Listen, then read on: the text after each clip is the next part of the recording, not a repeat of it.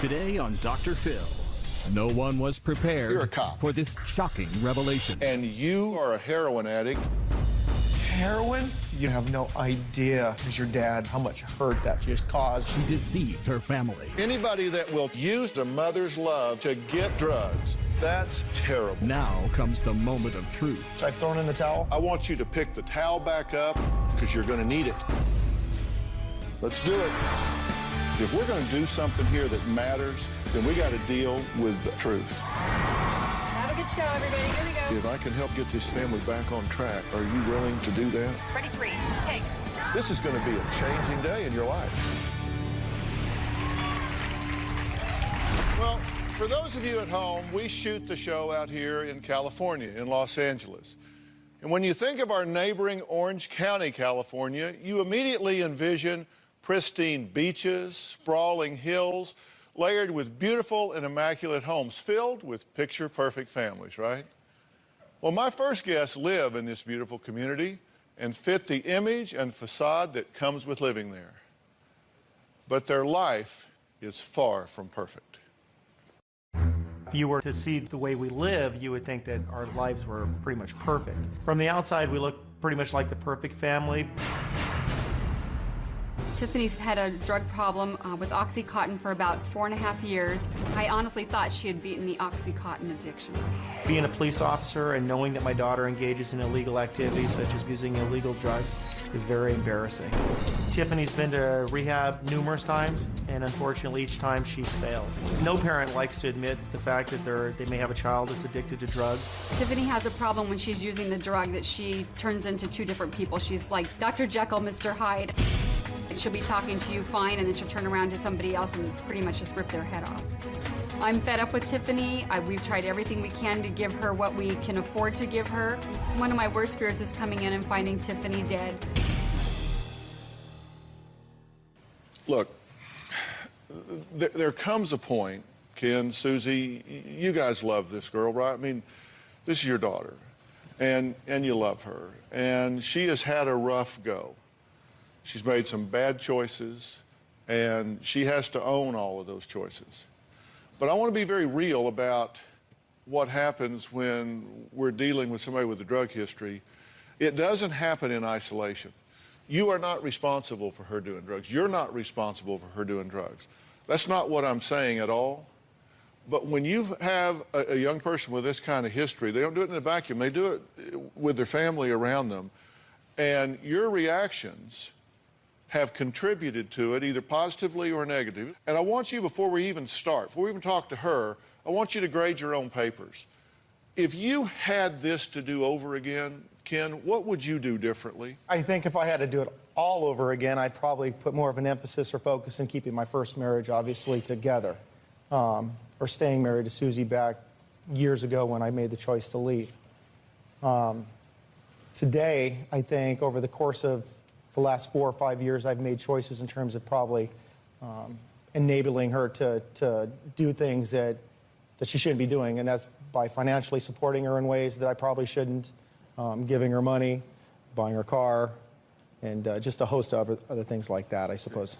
When you say that you have enabled her, that's kind of a buzzword everybody uses, but you get what that means is by you financially giving her money, particularly on the heels of her crashing in an effort to get her back up, that you are empowering her to self-destruct. Do you get that? Yes. Because you say, well, but I mean, she's in the ditch here. I got to get her out of the ditch. No, it's in that ditch that she may face the fact that she has to make different choices. But if you come along and she totals a car, for example, and you buy her a new one, then listen, kids learn what they live. That's a bad fact, right? And you thought she was completely clean until we called you and said she had written us and said that she wasn't actually clean. Right. So how did you miss this? Has she been out of your orbit? Has she been away from you? Actually, she had just been in a rehab center, and she checked herself out. She wanted to come home because she was hurting so bad with a migraine headache, and the facility wouldn't give her aspirin. She wanted just a Tylenol or something for the headache, and they would not give her the aspirin. So that's the story she told us. That's what I think. I don't know any different than that, but that's what I thought. Well, let's assume that's true, and I think that's complete crap. But Okay, so... I mean, let's Okay. but let's assume for argument's sake it's true. So she checks herself out AMA. So these professionals, you know, doctors, nurses, psychologists, psychiatrists, addiction specialists, all, they don't know anything. She knows she needs an aspirin. Right. So she's leaving. And she comes where? She calls me to come pick her up. And you? And I picked her up. And take her? Back to her boyfriend's house. Okay, so you're her taxi cab. Well, she basically told me if I didn't come, he would come when he got off work. That was just the point. Did you think about calling him and saying, hey, we don't need to be doing this. She needs to stay right where she is and not having a ride. This crisis may pass? No, I'm sorry. I didn't think about Okay, that. and listen, I get it. I'm a parent and now a grandparent, and I get how hard it is, which is why I'm talking to you first. Ken, Sure. you say you've gone into $40,000 debt for things, knowing that she was an addict. $15,000 on dental school after she left rehab the first time, right? She's never completed a rehab, right? She's left early. Okay, car accident. You suspected drug use, and I think that would be a pretty good guess. And she totaled the car? Yes, sir. So there's a good chance she was driving under the influence. Yes.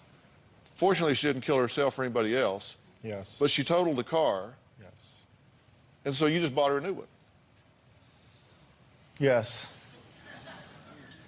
You know, when you hear it like that, it sounds, when you put it in, you connect the dots. Even with the headache thing, you know what? I Yeah.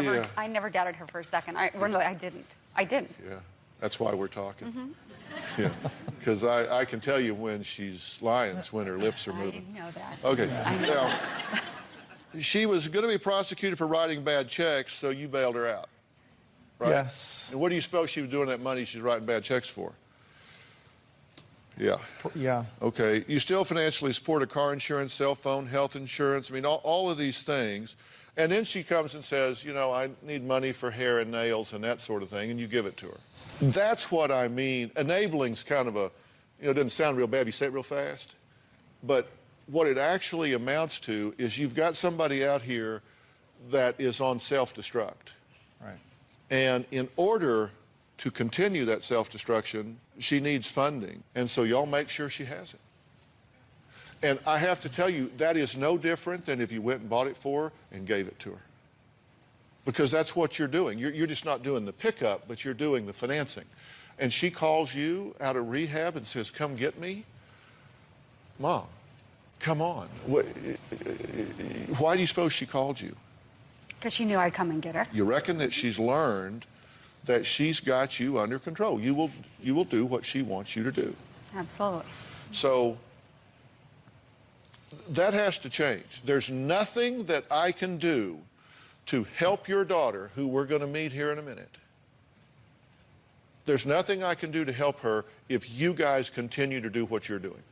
If you do what you're doing, I might as well thank you for coming, wish you the best, refer you to a good funeral home, and send you on your way, because she will die, and you will be guilty in your own minds and hearts for the rest of your life, simply because we've had this one conversation. You didn't choose the drugs, but you're either going to be part of the problem or part of the solution. I want you to be part of the solution. We'll meet Tiffany after the break.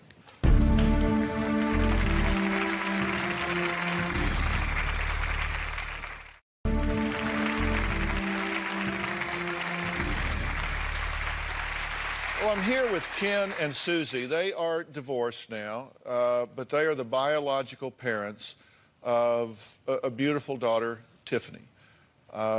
She has a history of drugs. Now, they believe that she has been okay and off of drugs until she contacted us. She wrote into us and said, look, I'm living a lie here, and I need help coming clean, confessing where I am, talking about what the truth is.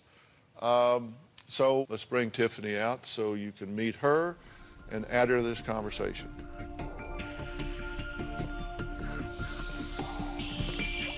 Tiffany, Dr. Phil, how are you? Have a seat right here.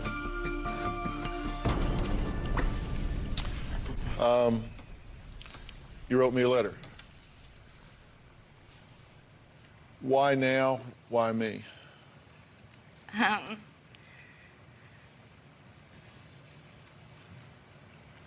Because I watch your show like every day. And I've seen you help other families, and I didn't really know what else to do.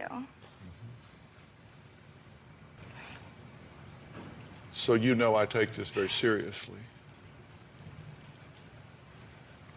Well, Tiffany said that she's been lying to her parents for the past year.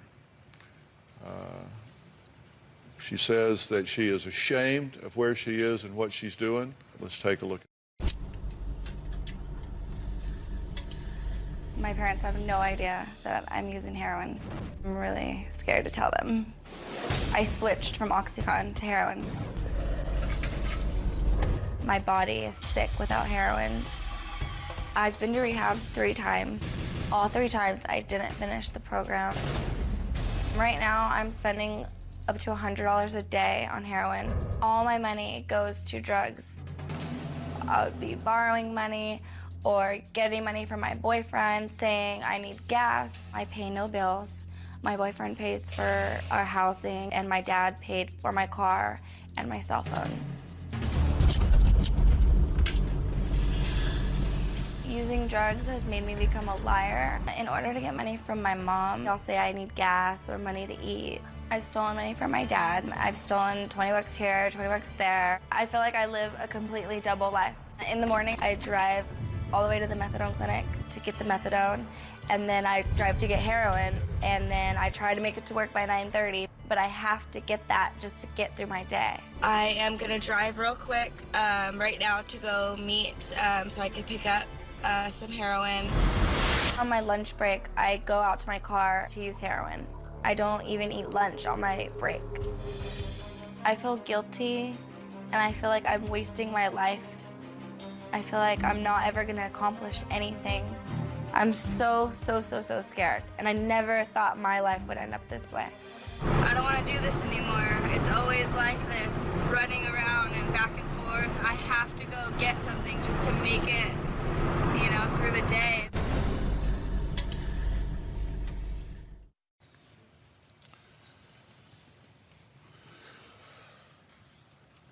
So, Dad, share what's in your heart.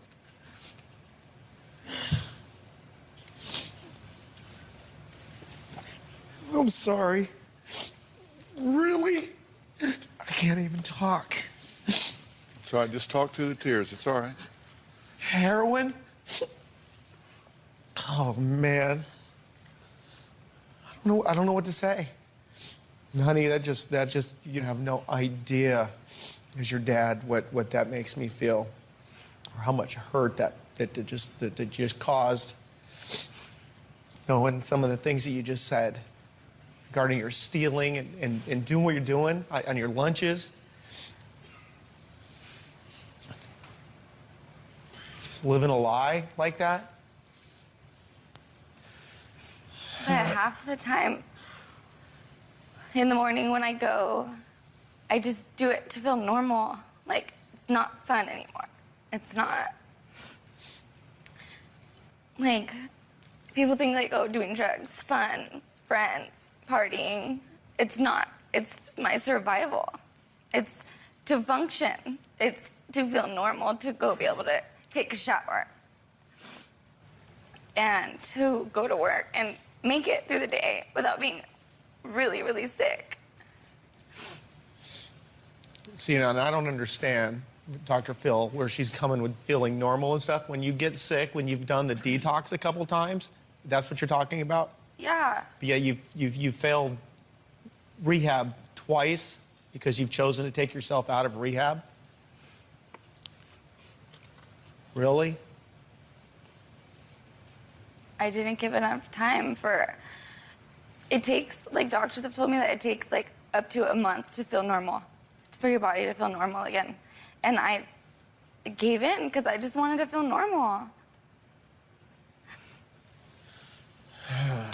What do you want to say? I'm in shock. I didn't know that she was still doing this. I thought she was fine. I mean, she got a job working at another dentist office not too long ago. Right when she got out of the rehab facility, she Yeah. went right away and got a job so she would pacify us, make us think that things were okay. She hasn't come around my home because of a relationship or lack of with her stepmother, and that's I was why told I was not welcome in your home. you're not when you're.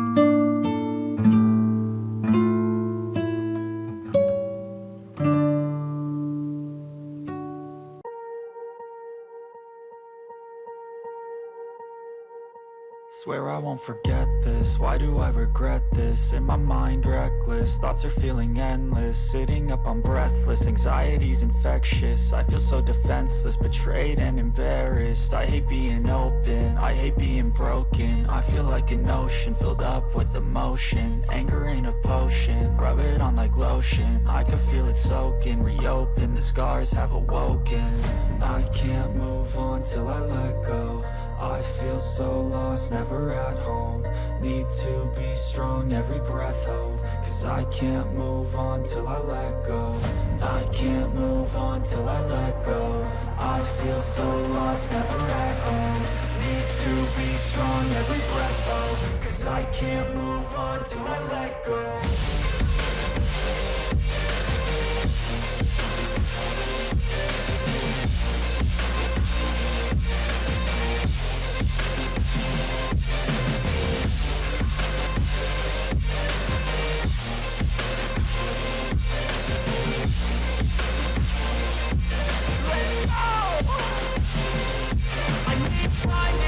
The pain makes it real, I don't wanna feel, I just wanna kill the bad thoughts and steal a good thought and feel. I'm just lost, I feel, I'm just lost to feel. I need time to heal, I can't steer the wheel, cause this drive to kill, and it gives me chills. A nice road to feel, I slip off the peel, and crash all the steel. Will I ever heal? I can't move on till I let go.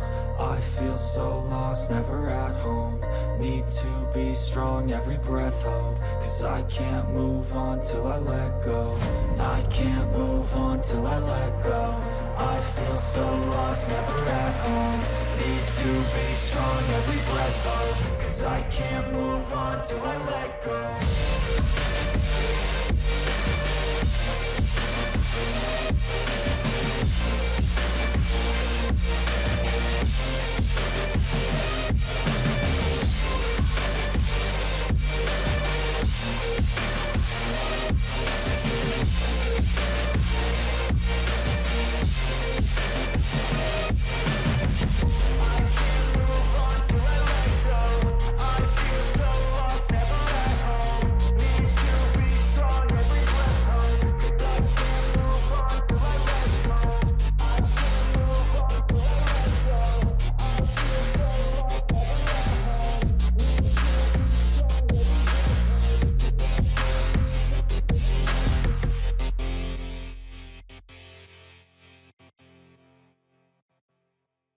Under the influence or using no, drugs? But you guys thought I was clean, and I was told I was not welcome in your home. And you did not know that I was using. Well, I knew the other day after you... The other day, yeah. no, I was told I was not welcome in your home when you guys thought that I was clean. No, but when you came to the home and you were told you weren't welcomed, it was because how you acted at the house and I'm not talking about on Sunday. Okay, I'm talking back when you disrespected Christy by yelling at her in our home and acting the way you did. It wasn't just me. Regardless, that's what you can't come into our home and talk to Christy like that and expect that you're going to have open arms when you come through the door. This is the problem. They think that we have family issues because of the drugs, just because of the drugs. We do. No. That's a cop-out, Tiffany. No. Yes, because when you're not under the influence and you're a pretty young girl that's sober, we never have issues or problems. Other than I know you're gonna resort back and you're gonna say it's because We've always had issues with my stepmother before drugs. Are you kidding me right now? Are you kidding me when you said that you haven't had a relationship with Christy before? On she's and helped off, you on and detox? off. Yeah, it's on when you want it to be on, and it's off when you're having issues. That's not true. I'll tell you what, we're going to take a super quick break here, and we're going to add this stepmother, Christy, and we're going to talk this out and figure out whether there's a plan we can move forward here when we come back.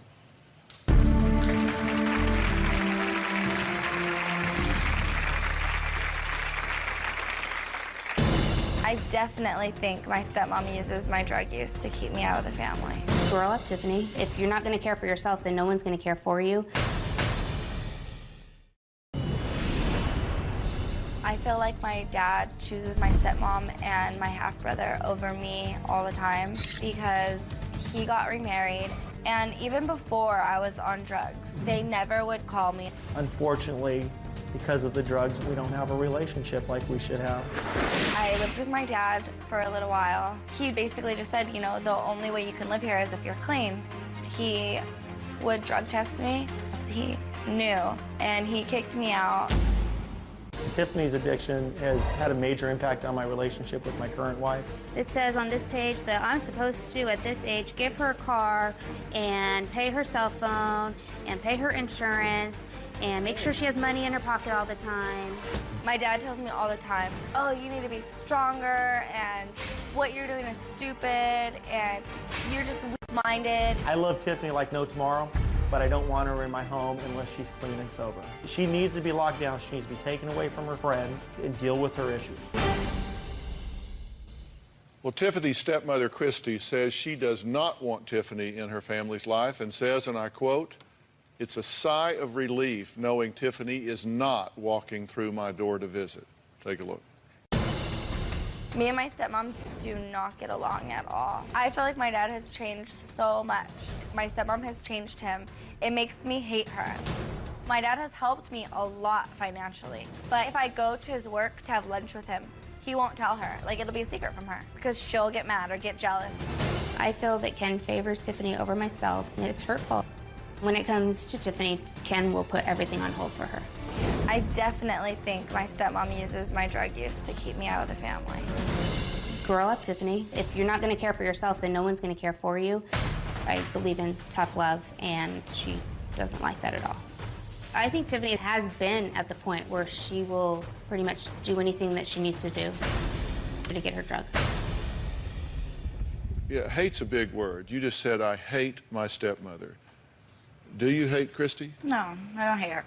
Why did you say that? Because I'm hurt. I feel like I don't have a dad anymore because of her. Christy, what do you think about the relationship you have with Tiffany? Is it strained? Yes. You're happier when she's not there because of what she brings, what she introduces, and what is that? This is the thing. Hey, let me ask Christy, what does she bring into your home that makes you glad when she's not there? Just Ken and I will argue and fight, negative. It's just not a happy, for the most part, it has not been a happy situation when she's around. Do you resent your father because he divorced your mother and left you? He traded one family in for another.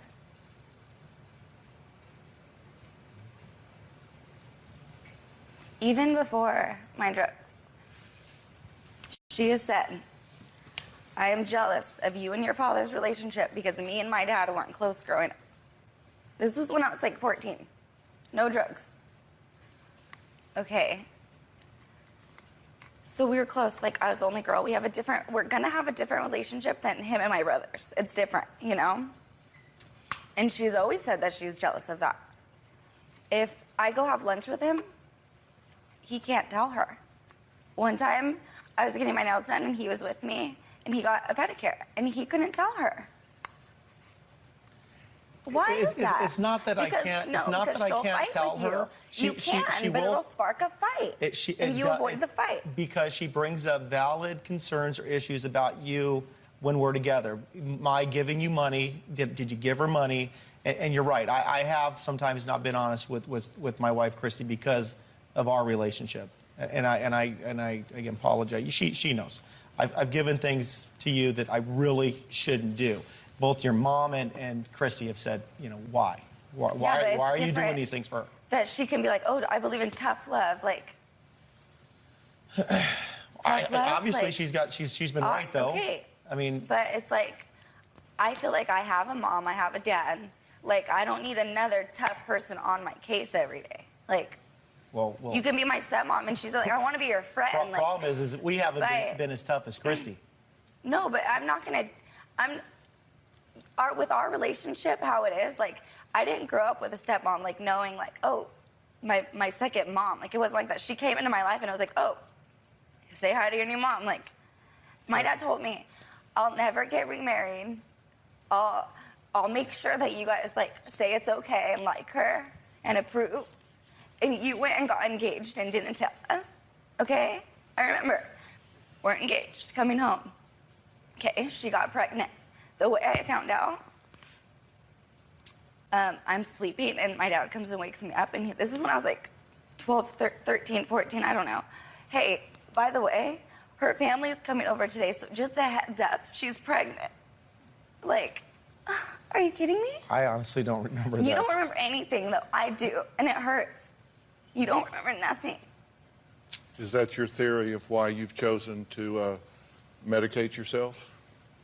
No, I don't blame that on anybody. What do you blame it on? Because that's what we're talking about here. The fact is you are a heroin addict, and you did heroin today, correct? This morning. You've done heroin this morning before you came here. We'll be right back.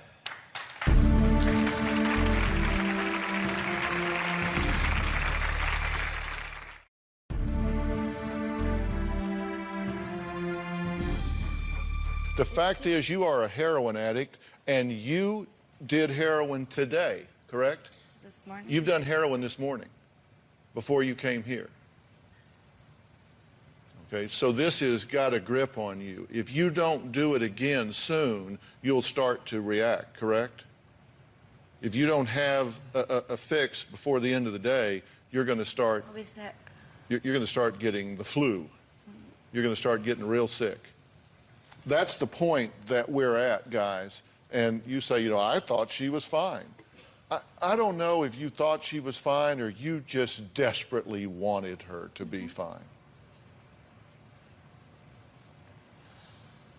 But she's not fine. And there's a lot of family that goes into this. Do you support her getting sober, getting clean, getting her life together? Because, you know, here's the thing. When you're a heroin addict, you kind of lose all credibility on everything else. But when you take that away, there are going to be some family dynamics here that are loose ends and ugly. They're going to have to be dealt with, and you're either going to be part of the problem or you're going to be part of the solution. Right. And I'll promise you, if you ever do anything to come between this father and his daughter, it will wind up biting you really bad. He will resent you for it for the rest of his life. Because if you want a relationship with your husband, you will support his relationship with his children. And vice versa. I mean, you'll support her relationship with her mother. And you will support her relationship in treating his current wife with dignity and respect. Whether you like her or whether you don't, I don't know how y'all get along. I don't really know of one thing in this family that's working well right now. It's just like we're in denial here. It's just like look straight ahead and there are no problems on the sides, but there are. And if you don't think that heroin addiction is fatal, let me tell you, it can be fatal. This has disaster written all over it. Do you see why I talked to you before we brought her out? Because if we continue to do what we've always done, where you get into some kind of treatment somewhere or whatever, and then you decide, well, okay, I want to feel normal again. So you come up with some excuse to walk out the door, and you answer that call and go get her and bring her home and just tuck her right in, and here's $60. Now go get your nails done. You saw her doing her nails on the video. Sure did. That's her doing her nails. Do you not resent her using you and playing you for a fool all this time? She knew you loved her. She knew you were committed to her, and she used that against you to deceive and betray you. Your mother has said, and I quote, I will drop everything, and she emphasized everything, if she needs me. 100% accessible for her. I want her to know I love her. And you know that, and you use it to stab her in the back, and shame on you for doing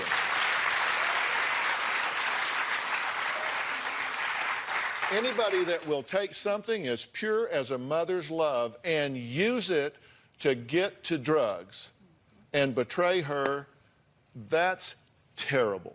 She says if you can't afford to eat, she will cook for you. She takes you to the methadone clinic. Oh, come on, that is what I think of that. That has to be over. That is the relationship you have had. It is now shut down. It is ripped in half. Because if they're not willing to do what I am asking them to do, I wouldn't touch you with a 10-foot pole. I wouldn't touch you with a 10-foot pole. Because you need somebody to tell you the truth. And the truth is, you are a spoiled brat, Missy, and they have spoiled you. And so you come out here in your self-righteous, sanctimonious way and criticize the manner in which they parent and the fact that your father deceived you. You're the biggest liar in the building. Do you get that? Don't roll your eyes and look at me. I'm telling you the truth. If there's anything I'm telling you that won't withstand challenge, then bring it on. I want to hear it. I want to hear it. I'm telling you, you're the biggest liar in the building. Now, you tell me I'm wrong. I know I am. I'll be right back.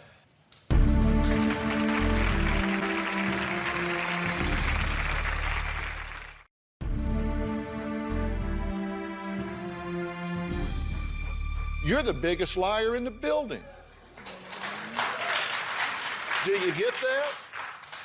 Don't roll your eyes and look at me. I'm telling you the truth. If there's anything I'm telling you that won't withstand challenge, then bring it on. I want to hear it. I want to hear it. I'm telling you, you're the biggest liar in the building. Now, you tell me I'm wrong. I know I am. Well, then why are you rolling your eyes like some entitled little brat? I wasn't rolling my eyes. Okay. Does it seem like I know an awful lot about y'all's family? Sure does. Do you know why I do? There are two reasons I know. One is y'all have been very candid and forthcoming. And the other reason that I know so much about you is it's like looking through a picture window. It is so transparent. Lassie could figure this one out. You buy her a car after she totals it on drugs. Dad, come on. You've got to know, when you look at that, 20/20 hindsight, as they always say, you look back at that, you think, you know what, I just loaded the gun and gave it right back to her, right? Yeah. I don't have any excuse for it other than, you don't need one. Yeah. What you don't need an excuse because you love her. I get that. I do. And I respect y'all as parents. I do. Which may sound funny because I'm saying you're doing so much wrong, but your intention is good. But you are so misguided. And do you see, no matter what I was to do with her, if you continue to, I'm accessible 100%, just call me. I'll pick you up. Hungry? Let me fix you something. Here's $60. Go do this. Need a new car? Here you go. No problem. Steal from me? I'll look the other way. There would be no reason in the world for me to do it. Right. you see, I take a very different approach to this than you do. My approach is that you call a spade a damn shovel.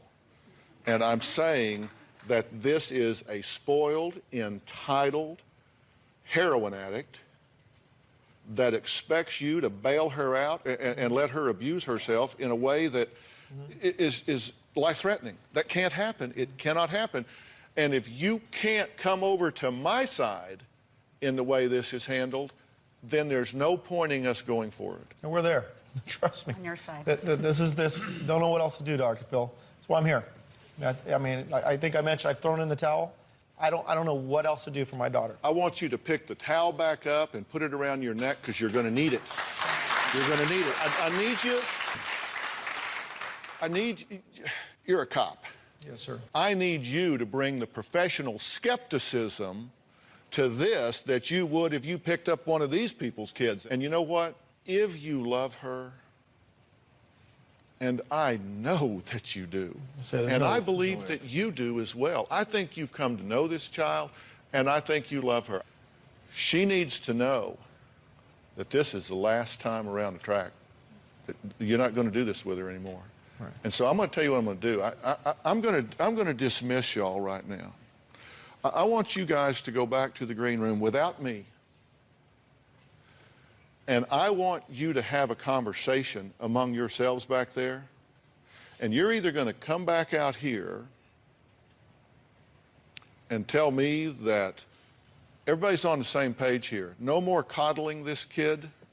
She goes where she needs to go for however long she needs to go, and she has to do whatever she has to do. And let me tell you something. It ain't some 28-day wonder.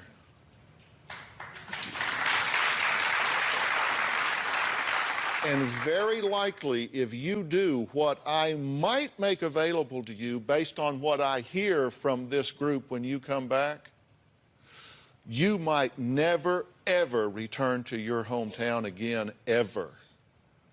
Because that's where you do drugs. That's where you get the stuff. That's where your triggers are. That's where it happens. I'm talking about, we're not going to do this just to kind of fill the square and make nice television. I'm saying you may wind up living in Eugene, Oregon, or Paris, France, I don't know, but you won't be back where you threaten your own life with drugs every day.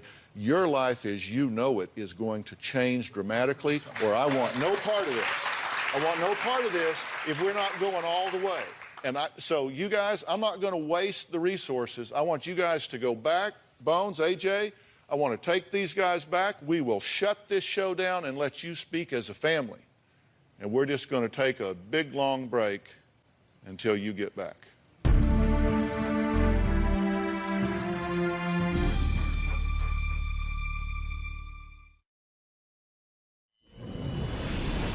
Right? We're doing this. This is it. This is the last time. This is it. We're done. We're clean. We're sober. We're going to be responsible adults and make good decisions. Right? From now on, 2 choices, you're going to make the right one, the good one. Right? And whatever Dr. Phil says is what you're going to do. You got to want it, Sid. You don't you want have it? to I want do it, want us. it. Okay. Not us. Let's Good do for it. you. Let's do a group hug. Come on. All right. Love you, right? We're in agreement. We're in. Whatever we got to do. We're in. We're back. You've just been watching a couple of commercial messages for a few minutes, but we've actually been gone a pretty good while because I asked Tiffany, her biological parents Ken and Susie, and stepmother Christy to go backstage and discuss whether or not they are ready, not just as Tiffany, but as a family unit to do what has to happen to really give Tiffany a chance to get clean and sober once and for all. And I have to say, you know, one of the things that frustrates me most in this profession over the years is people that, like, they'll have a kid or someone that's creating a lot of problems, and they'll drag them to the altar of the therapist, drop them off, and say, okay, fix them, and we'll be back when you call. Well, it's just not that easy. You know, no, you're not going to just drop them off. Everybody's staying. Everybody's staying because there's more to it than just her. You're the squeaky wheel. You're making the noise. but it's about everybody. So I ask you guys to go back and sit down and see if you could redefine a family dynamic here, because I can't do this if y'all are going to sabotage me. Tell me what you have to say. We're hopeful you can give us some guidance or put us on a path to whatever we need to do to save our daughter. And she wholeheartedly has shared with us that she wants help. I'm just pleased to know that she is still reaching out for some help. And us as a family, we want we're here. And I feel, I'm going to go, and you've enlightened me a lot on some of the things that I've done, that I've recognized that I guess the car and the monies and all those things, I think we're going to come to grips with that as well. Now, I want you to look me in the eye and tell me, I said I was 100% accessible to her. Oh, 110% I'm doing this. She's done. You get it. You're tired of being it. used. You're tired of being manipulated. You're Done. tired of her using your love as a mother against you. Done. You're done. Oh, done. No cars, no money, no excuses. You're through parenting out of guilt. She can live under a bridge. Because you've been parenting from guilt. Done. You're behind this 100%. Yes, You want to do this? I do. There's no leaving this time. You start making noise about leaving, we'll get a 5150 commitment, put your ass right back where you were. There you go. And you understand that they're now on my side. Yep. And I'm on your side. So we're all pulling for you.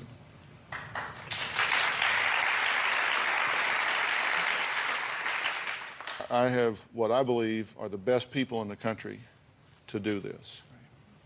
Rich Whitman, stand up if you would. I've worked with Rich for a number of years. He is now, he's part of our team here.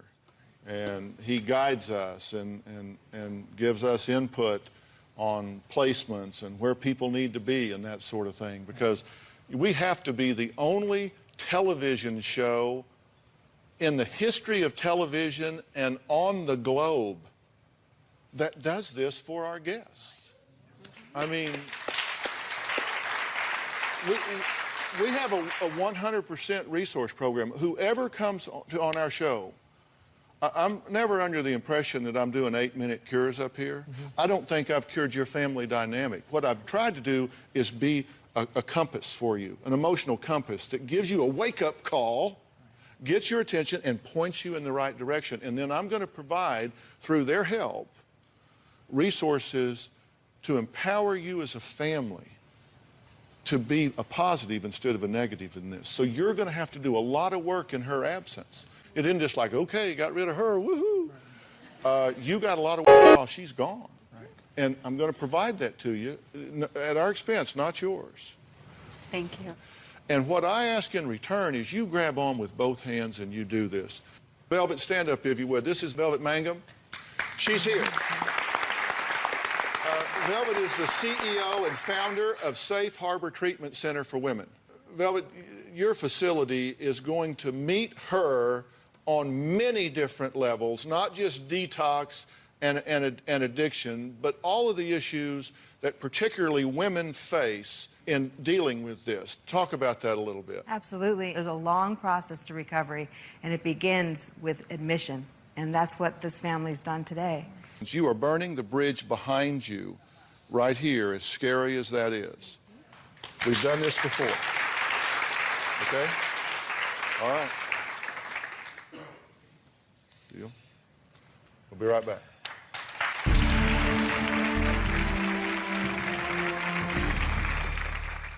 I want to thank all of my guests today, and a very special thanks to Safe Harbor Treatment Center for Women and on-site workshops. I really appreciate the skill that they bring to this. Look, drug addiction is a disease, but it can be controlled. It can be managed. We've got lots of resources on drphil.com. So if you're in that situation yourself or somebody you love, go there, but it doesn't get better with time. Don't put it off. Thanks for being here.